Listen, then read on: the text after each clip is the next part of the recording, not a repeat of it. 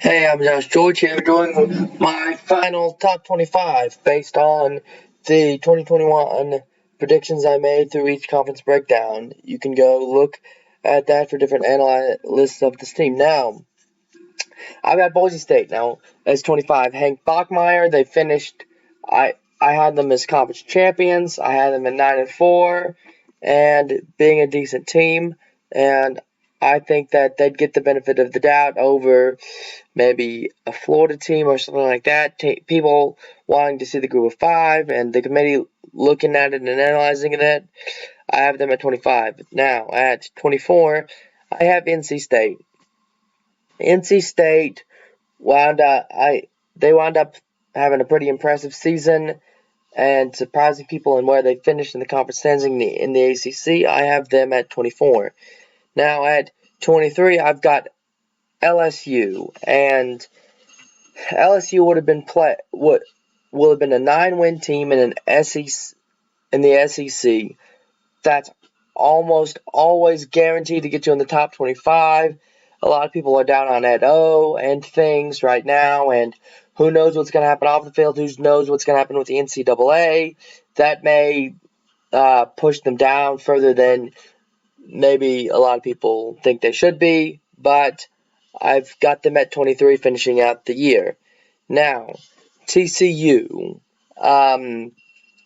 Look, they are another 9-win team, and really, they won a lot of the games that they should have won. And if they, going into a bowl game and things, I think top 25, this is right where you could see a TCU team. Now, Louisiana, if they end up winning their conference, only losing a couple games like I had them doing, and they look good, they have some big blowout wins, like I think they will. A good showing against Texas, they could find themselves here, at 21st, where I have them. Now, Miami, like I say, this is after different things and the way they performed, being a top 3 team in the ACC, I think that they'll find themselves 20th. Now, Coastal Carolina, a one-loss team that did not play for a conference championship. That's why I have them falling like a stone, essentially, to 19th, just because they're not a conference champion, and they do have that one loss, and people say, well, it's a bad loss, and they'll put a lot of teams in front of them. So I've got them at 19. Now, at 18, Arizona State. They're a decent Pac-12 team that I had having a decent season, and if they end up losing a couple close games, I don't think that'll hurt them that much. I think they get over some teams and get to 18. Now, I have Ball State as a one loss at 17 out of the MAC, and like I say, only one close loss, a decent showing. I think they could find themselves 17th in the final rankings. Washington. Now, if they get blown out or something, they could be a little bit lower, but really only 2 losses and not appearing in a conference championship game, I think that gets them to 16th. Now, Iowa State. Yes, I have this team low. No, I don't think they're the 15th team in the country. I think that they're a top 10, top 6 team, but if they lose real bad in a conference title to Oklahoma, and they've got those losses, and then you factor in head-to-head against Iowa, that early loss, and just the fact that their sticker says Iowa State on it and not something else, has this team falling all the way to 15th in the final standings of the year. 14, I've got Oregon. Oregon did really well in the Pac-12, getting to the Pac-12 championship game. And so, yeah, like I say, after that loss, they might fall a little bit, so I've got them finishing at 14. Now, Texas, they've got the sticker over Iowa State. I know I had Iowa State beating Texas in my predictions.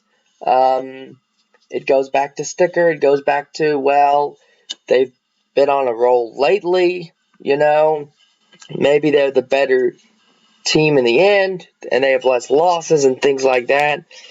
And sticker, and who we want to put in a New Year's Six game and things like that. I think the committee will have them higher. I know they won't actually say that, but we all know they will be higher. 12, Iowa. They had head-to-head. They're a good 2-loss team, and they find themselves 12th, which is a huge spot. It seems like coming up. A lot of people are going to be paying attention to that. 11, I have Texas A&M. They'll have 2 losses, maybe a blowout loss in there, maybe a close loss in there, but enough to where they're not in the top 10. Cincinnati, group of five team that I think does really well.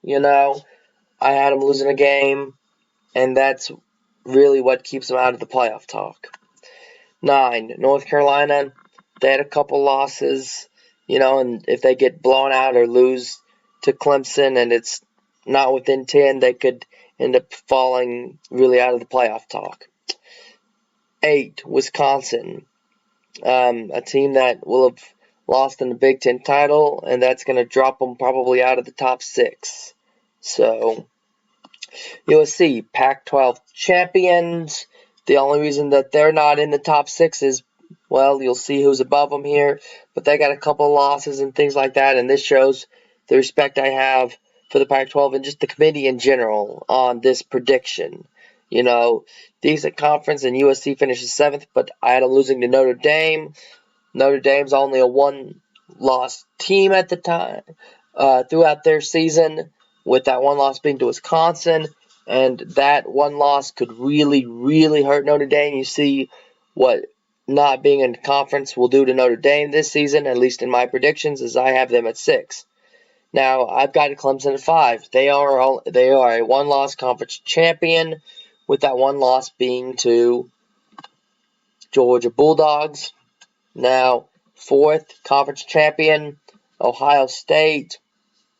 A lot of people think Ohio State's strength of schedule is going to be a lot better than Clemson's, and Ohio State's been out a lot due to Oklahoma, or they've been getting the shaft, so to speak. I think this year they don't.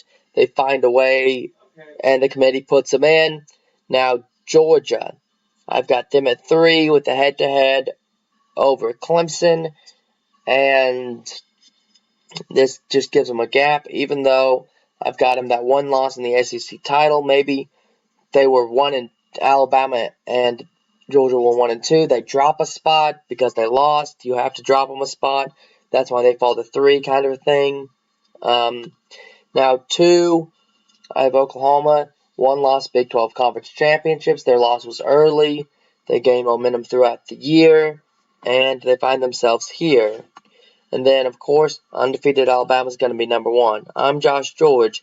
This was my preseason post top 25 prediction.